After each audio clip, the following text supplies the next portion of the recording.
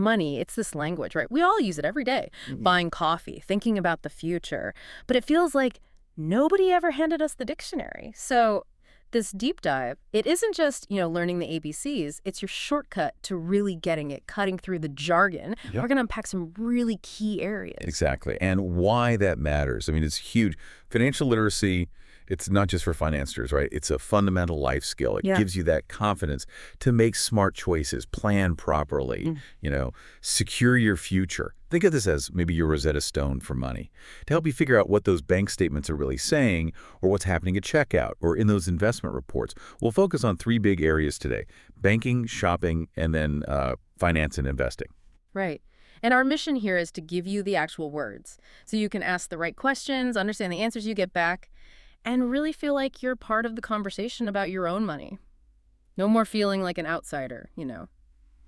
By the end, you'll have the tools.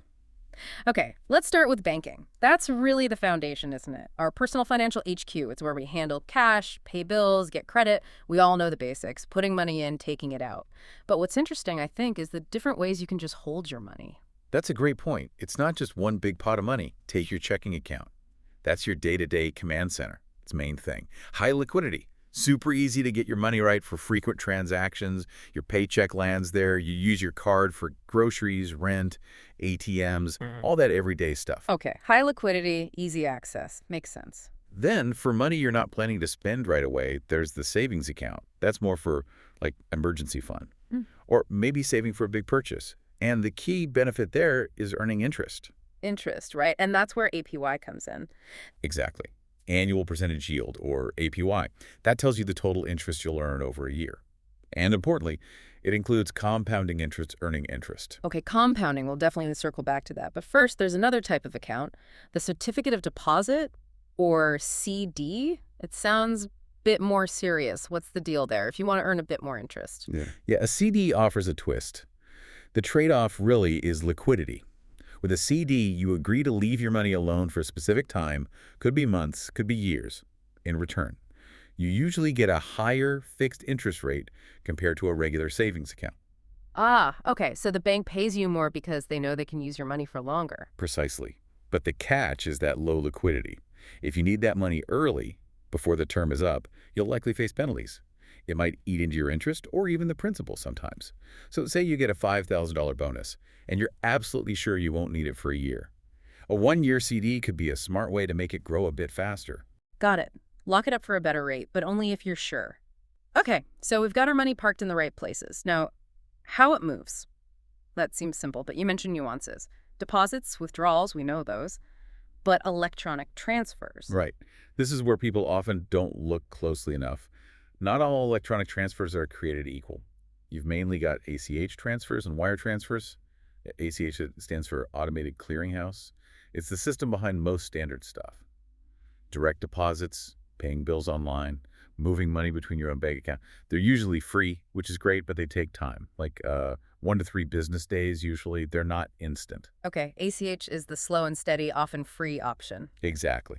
Then you have wire transfers. These are direct bank-to-bank, much faster, often within hours. The speed costs money. Wires typically come with a, let's say, significant fee. You'd use a wire for really large, time-sensitive transactions, like putting that down payment on a house, maybe, where waiting days isn't an option. Ah, okay. So the question for you, the listener, is which one makes sense for your situation? Speed versus cost. Precisely. Are you choosing the most efficient and cost-effective way? Good point. And speaking of cost, staying on top of your account means understanding the fine print.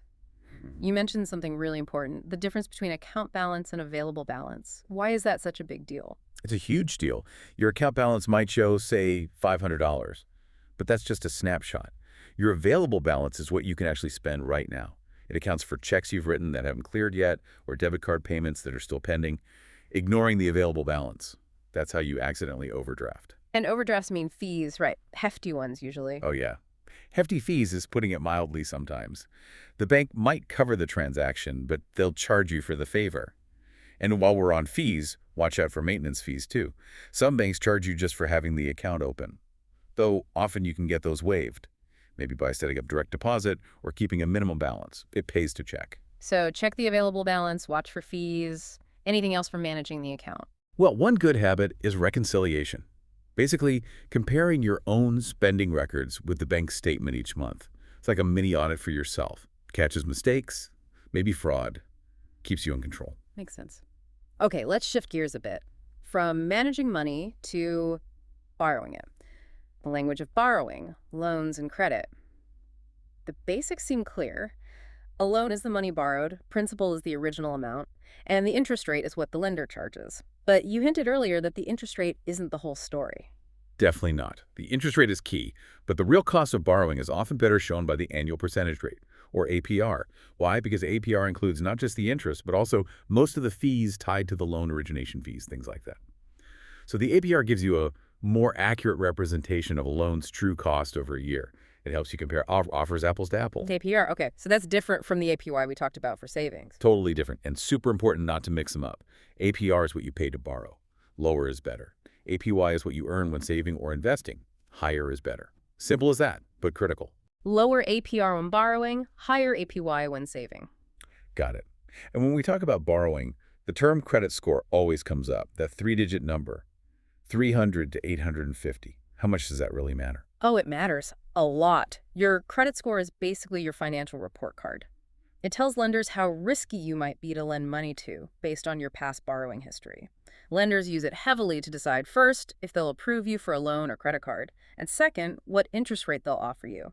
A higher score means you seem less risky, so you usually get offered lower interest rates, better terms. So a better score saves you real money on interest. Absolutely. On everything from a credit card to a car loan, even a mortgage, which is just a specific type of loan for buying a home. Building and protecting that score is a really important long-term strategy. Okay, that covers banking and borrowing foundations. Let's move to territory number 2, the marketplace. Shopping. We're all consumers every single day. Knowing the language here helps us be smarter about it, right? Make our money go further, definitely. At the checkout, you see the price, maybe sales tax. We all love a good discount, right? That's money off at the time of purchase. But here's a tricky one. A rebate. That's different. A rebate is a partial refund you get after the sale. You often have to mail in a form or submit proof online.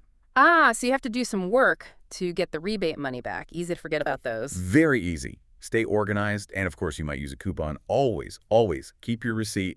You'll need it if you want to make a return, get a refund, money back, or maybe an exchange, swap for something else, or store credit, like a gift card for that store. These terms protect you after you've bought something. Right, the post-purchase protections. But being a smart consumer starts before you even buy, doesn't it? With planning, like a budget. We hear budget all the time. How does this simple tool actually work? A budget is essentially your financial game plan. It tracks your income, money coming in against your expenses, money going out. Simple concept, but powerful. The real insight comes when you break down those expenses. You've got fixed expenses, the ones that are roughly the same each month, and kind of hard to change quickly. Think rent, mortgage, car payment. Okay, the predictable stuff. Right. Yeah. Then you have variable expenses. These change month to month, and you have way more control over them. Groceries, gas, entertainment, clothes.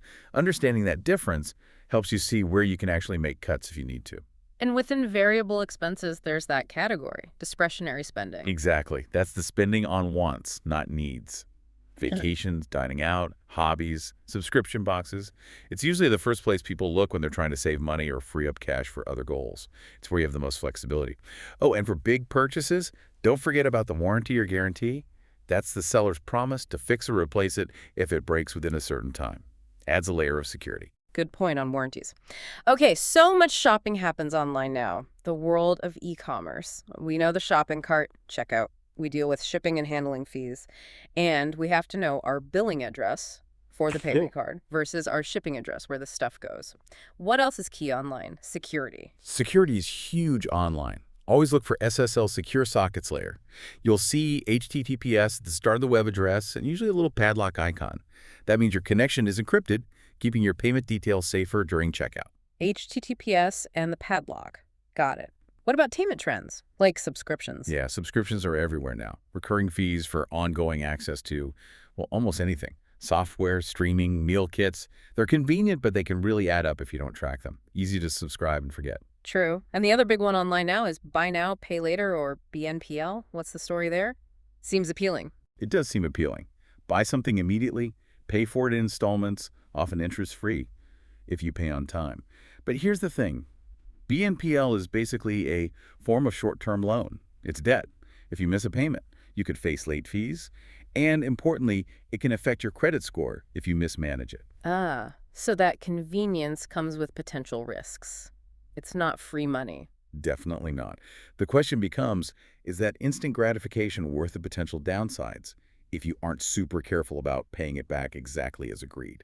It requires discipline. Okay, a lot to think about in the shopping world. Let's move to our final territory. For many, maybe the most intimidating, finance and investing. But you're saying the core ideas are actually pretty straightforward. This is about making money work for you. Exactly. And it starts with understanding your own financial snapshot. We talk about assets and liabilities. An asset is anything you own that has value. Cash, investments, your car, your house. A liability is anything you owe. Debts, student loans, credit card balances, your mortgage. Assets are what you own, liabilities are what you owe. Simple enough. Right. And the difference between them. That's your net worth. Assets minus liabilities equals net worth. It's arguably the single most important measure of your financial health. Your goal generally is to make that number go up over time. Increase your net worth. Oh. Okay. And related to that is cash flow. Yes, cash flow is just the direction money is moving. Money in versus money out over a period. You want positive cash flow, meaning more money coming in than going out. That's how you live within your means, save, and invest. It's fundamental. But even if you have positive cash flow, there's this invisible force working against your savings. Inflation. Inflation, so important. It's the rate at which prices generally rise, meaning each dollar you have buys a little bit less over time. Your purchasing power decreases. What $100 bought you last year, it won't buy quite as much this year. Your money becomes less valuable over time. And that's a key reason why people invest, to try and earn a return that's higher than inflation, just to maintain or hopefully grow their real wealth. So investing is partly a defense against inflation eroding your money. A huge part of it. And the most powerful tool for growth, the one that really helps you beat inflation over the long run. Compound interest. We touched on it with APY, but it's worth hammering home. It's like magic almost. You earn interest on your initial money, plus you earn interest on the interest you've already accumulated. Your money starts growing faster and faster, an accelerating rate. The snowball effect. Exactly. Einstein supposedly called it the eighth wonder of the world. Think, $1,000 earns 10% interest. That's $100 in year one. Now you have $1,100. Year two, you earn 10% on $1,100. That's $110. Your earnings themselves start earning. Over decades, it's incredibly powerful. Okay, compound interest is the goal. So when we actually step into the market, we hear about risk and return. What's the basic idea there? Pretty straightforward. Risk is the chance that an investment could lose value. Return is the profit or loss you actually make on it. Generally, investments with the potential for higher returns also come with higher risk. There's usually a trade-off. Higher potential reward, higher potential risk.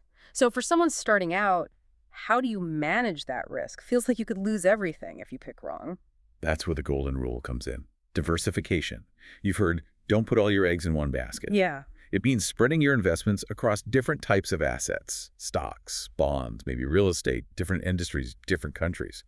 The idea is that if one part of your portfolio, that's your whole collection of investments, is doing poorly, hopefully another part is doing okay or even well, it moves out the ride. Well, no, diversification isn't just owning lots of stuff. It's owning different kinds of stuff that behave differently. That's the key insight.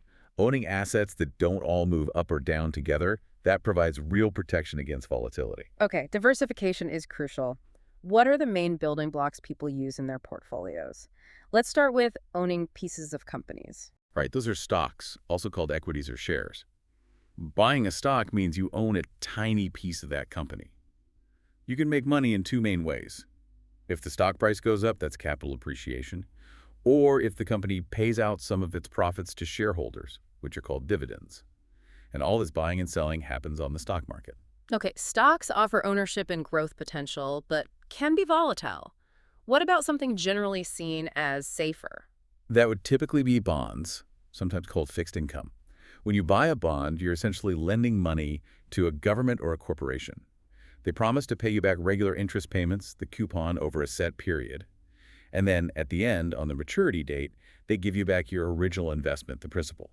Generally less risky than stocks, offering more predictable income. Stocks for growth, bonds for stability. Kind of, but Picking individual stocks and bonds sounds like a lot of work and risky if you don't know what you're doing. It can be, which is why mutual funds and ETFs are so popular, especially for beginners. ETF stands for Exchange Traded Fund. Both are ways to pool money with lots of other investors. A professional manager, or sometimes just an index tracker, uses that pool to buy a whole basket of stocks or bonds, or maybe a mix. Ah, so you get instant diversification with just one purchase. Exactly. That's the main appeal. You buy one share of, say, an S&P 500 index fund or ETF, and boom, you're instantly invested in 500 of the largest U.S. companies. You get broad market exposure easily and cheaply. That makes a lot of sense for starting out. Now, you mentioned retirement accounts earlier, like 401ks or IRAs. Are those investments themselves? Great question. No, they aren't investments themselves. They're special types of accounts that hold your investments. Their superpower is offering significant tax advantages. Maybe your contributions are tax deductible now, or maybe your money grows tax-free, or maybe withdrawals in retirement are tax-free. The government offers these tax breaks specifically to encourage people to save for retirement. So the account type gives your investments extra growth potential through tax savings. Exactly. It can really amplify your long-term wealth building. Understanding how those tax advantages work for your specific account type is key. Okay, almost there. To understand the news about markets, we hear terms like bull market and bear market. What do they mean? Simple analogies, really. A bull market is when stock prices are generally rising, sentiment is optimistic. Think of a bull thrusting his horns up. A bear market is the opposite. Prices are falling, pessimism is widespread. Think of a bear sluicing its claws down. Bull up, bear down. Got it. Any other key market terms? Well, volatility is a big one. It just measures how quickly and dramatically prices are changing. High volatility usually means higher risk, more uncertainty. And then there's recession. That's a bigger economic term, meaning a significant decline in overall economic activity, usually marked by falling GDP, gross domestic product, the total value of everything produced, and unfortunately, rising unemployment. Okay, wow. We've covered a lot of ground, from checking accounts all the way to bear markets. Hopefully, this deep dive has really started putting those pieces together, making each term feel less like jargon and more like a tool you can actually use. So you've got the vocabulary now. So what does this all mean for you listening right now? I think the key takeaway is that financial literacy isn't a destination, Mm. right? It's a practice. It's about staying curious, staying engaged. You now have that foundational vocabulary. You can look at your bank statement and actually understand it, be a smarter consumer, and crucially, start asking better questions about your future, about investing, about planning, the world of money. Mhm. It wasn't meant to be some exclusive club. It just has its own language. And now you know more of that language? Money talks, right, all the time in every part of our lives. Now you're better equipped to listen, to understand, and maybe most importantly, to speak back, to participate. You're ready to join the conversation. Don't forget, underneath it all, the language of money is really the language of choice. It's the language of security, of freedom, of turning goals into reality. So what aspiration, what goal will you start to speak into existence with this new language today?